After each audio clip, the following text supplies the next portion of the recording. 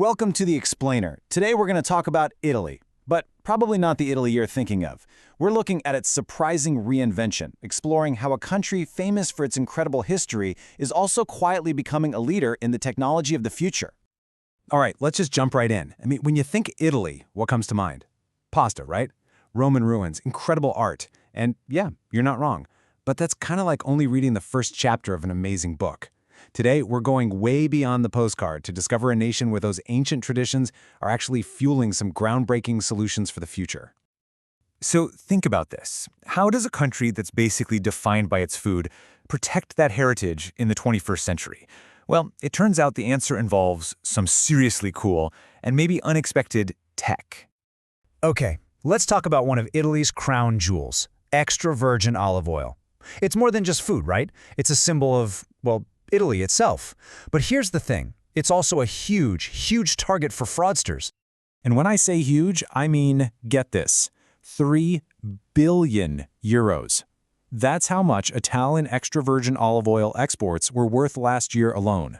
A massive global market. We're talking 160 countries, which, you guessed it, makes it incredibly attractive to counterfeiters.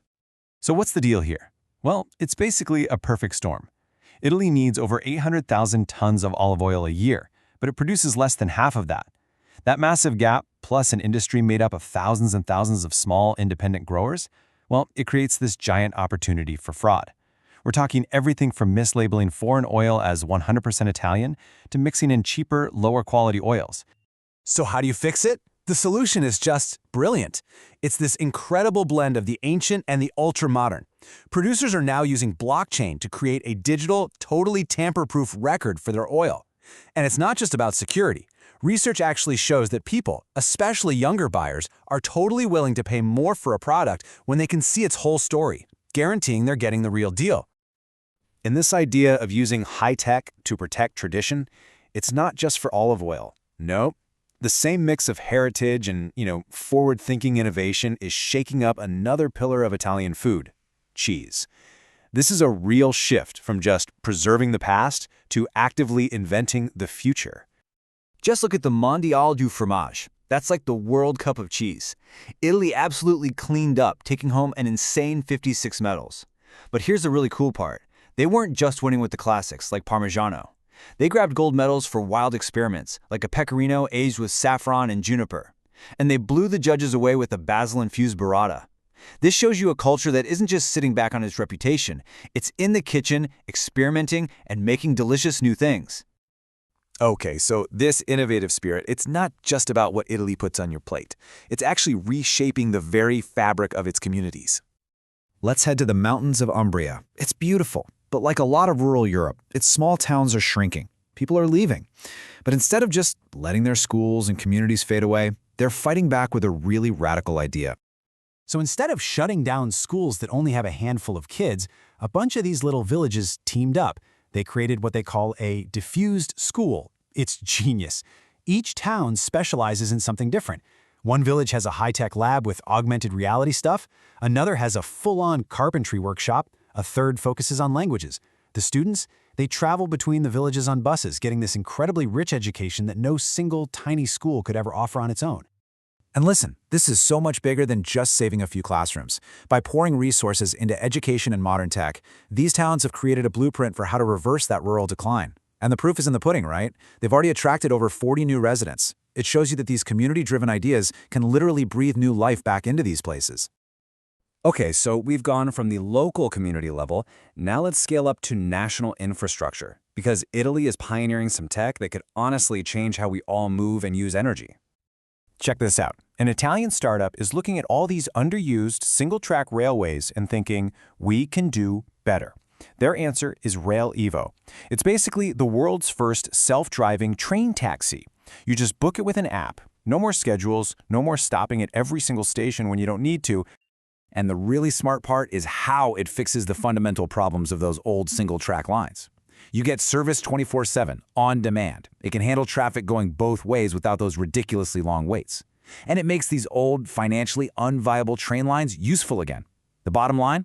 They think it can cut travel times by a whopping 60%. And the efficiency? It's just off the charts. Because you have steel wheel and steel rail, there's way less friction. So Rail-evo is projected to use just 1/4 of the energy a Tesla would need to go the same distance. I mean, that is a massive leap forward for green transportation. This forward thinking isn't just about moving people around, it's also about energy. So as we all move towards renewables like solar and wind, we hit this huge problem, right? What do you do when the sun's not out or the wind stops blowing? You need to store that energy. And Italy has a pretty wild solution. And it's not lithium, it's sand. Yeah, sand. In Salerno, the world's very first large-scale sand battery is up and running. Here's how it works. It takes all that excess solar power and uses it to heat a huge, insulated pile of sand to hundreds of degrees. That heat is just stored there, and then, whenever it's needed, it can be released to create steam for industrial plants. It's a clean, super stable alternative to burning natural gas. Kind of mind-blowing. So all these things we've talked about, the food, the communities, the technology, they aren't just a bunch of random, cool innovations. They're actually clues to a much deeper shift happening in the Italian identity itself, in what people really value day to day. This timeline right here tells a fascinating story. Over the past 30 years, you can see this massive change. Spending on food, it's actually gone down by 5%, but spending on tech and communications, it has exploded by nearly 3,000%. 3,000! It's an undeniable shift in priorities, moving away from just the traditional basics and toward being connected and having experiences. And you even see it in something as old school as wine culture. If you look at what Italians are actually searching for online, one name just crushes everything else. Prosecco. It makes up 55% of all wine searches. It totally dwarfs the traditional reds and whites. It's not just a drink anymore, it's a whole digital and cultural moment. So what's the big takeaway here? It's that Italy isn't erasing its past. Not at all. It's using it as a launch pad. It's drawing on that incredible heritage, that deep knowledge of food, the power of its communities, its legacy of amazing engineering, and it's using all of it to solve today's problems in a way that feels uniquely Italian. And that really proves something important, doesn't it? That tradition doesn't have to be this static thing you put in a museum.